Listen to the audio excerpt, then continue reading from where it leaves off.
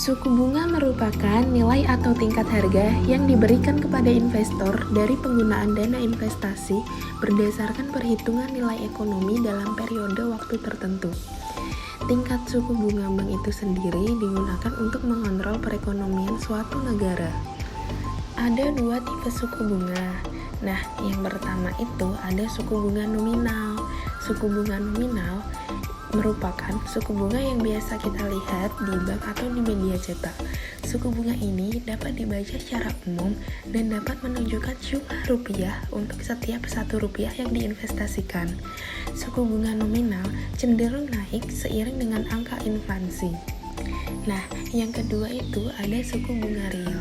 Suku bunga real merupakan suku bunga setelah dikurangi inflasi. Masuknya di sini adalah suku bunga real sama dengan suku bunga nominal dikurangi ekspektasi inflasi. Beberapa faktor yang mempengaruhi perubahan nilai suku bunga itu. Yang pertama, kebutuhan dana. Apabila bank kekurangan dana, sementara permohonan pinjaman meningkat, maka yang dilakukan oleh bank agar dana tersebut cepat terpenuhi dengan meningkatkan suku bunga simpanan. Yang kedua, persaingan. Dalam memperebutkan dana simpanan, maka di samping faktor promosi yang paling utama, pihak perbankan harus memperhatikan pesaing. Yang ketiga, kebijaksanaan pemerintah. Dalam arti baik, untuk bunga simpanan maupun bunga pinjaman tidak boleh melebihi yang sudah ditetapkan pemerintah. Yang keempat, target laba yang diinginkan.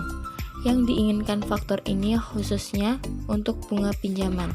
Sebaliknya, apabila dana yang ada dalam simpanan bank banyak, sementara permohonan pinjaman sedikit, maka bunga simpanan akan turun karena hal ini merupakan beban. Yang kelima, kualitas jaminan. Kualitas jaminan juga diperuntukkan untuk bunga pinjaman. Semakin liquid jaminan yang diberikan, maka semakin rendah bunga kredit yang dibebankan dan sebaliknya. Ada beberapa perilaku tingkat suku bunga. Yang pertama, faktor penentu permintaan aset.